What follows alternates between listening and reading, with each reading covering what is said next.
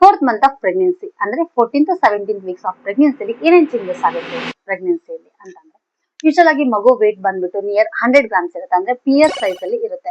So ಈ ಟೈಮಲ್ಲಿ facial structure ಅಂದ್ರೆ ಐಬ್ರೋಸ್, ಐಲಿಡ್ಸ್, ಐಲ್ಯಾಶಸ್ ಎಲ್ಲ ಬಂದಿರುತ್ತೆ. ಸೊ ಐಲಿಡ್ಸ್ ಇನ್ನು ಓಪನ್ ಆಗಿರಲ್ಲ ಈ ಟೈಮಲ್ಲಿ.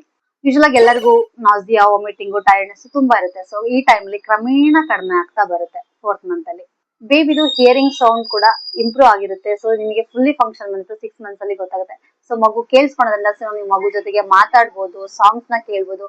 ಫಾದರ್ ಕೂಡ ಮಗು ಜೊತೆಗೆ ಬಾಂಡಿಂಗ್ ನ ಬೆಳೆಸ್ಕೋಬಹುದು, ಅಂದ್ರೆ ಸ್ಟೋರೀಸ್ ಹೇಳುದು. ಸೊ ಈ ತರ ಇರುತ್ತಲ್ಲ, ಸೊ ಅದನ್ನ ನೀವು ಸ್ಟಾರ್ಟ್ ಮಾಡ್ಕೋಬಹುದು ಈ ಟೈಮ್ ಅಲ್ಲಿ. ಸೊ ಮಗುದು ಯೂಶಲಾಗಿ ಸಾಫ್ಟ್ ಬೋನ್ಸ್ ಇರುತ್ತೆ. ಸೊ ನೀವು ಕ್ಯಾಲ್ಸಿಯಂ ನ ಆಡ್ ಮಾಡೋದ್ರಿಂದ, ಕ್ಯಾಲ್ಸಿಯಂ ರಿಚ್ ಫುಡ್ಸ್ ನ ಜಾಸ್ತಿ ತಗೊಳ್ಳೋದ್ರಿಂದ ಮಗುದು ಬೋನ್ಸ್ ಸ್ಟ್ರಾಂಗ್ ಆಗಿ ಬೆಳೆಯೋದಕ್ಕೆ ಸ್ಟಾರ್ಟ್ ಆಗುತ್ತೆ. ಸಪ್ಲಿಮೆಂಟ್ಸ್ ಯೂಶಲಿ ಬಂದ್ಬಿಟ್ಟು ಫಾಲಿಕ್ ಆಸಿಡ್ ನ ನೀವು ಸ್ಟಾಪ್ ಮಾಡಿ ಐರನ್ ಮತ್ತೆ ಕ್ಯಾಲ್ಸಿಯಂ ನ ಆಡ್ ಮಾಡ್ಕೋಬಹುದು, ಸ್ಟಾರ್ಟ್ ಮಾಡಬಹುದು.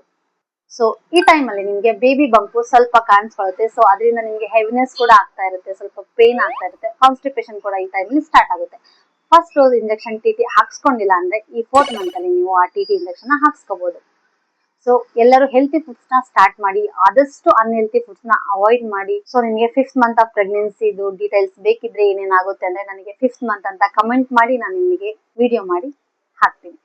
ಸೊ ಆದಷ್ಟು ಇದು ವಿಡಿಯೋ ಯೂಸ್ಫುಲ್ ಆಗಿದ್ರೆ ಎಲ್ಲ ತಾಯಿಯರಿಗೆ ಶೇರ್ ಮಾಡಿ, ಫಾಲೋ ಮಾಡಿ. Thank you.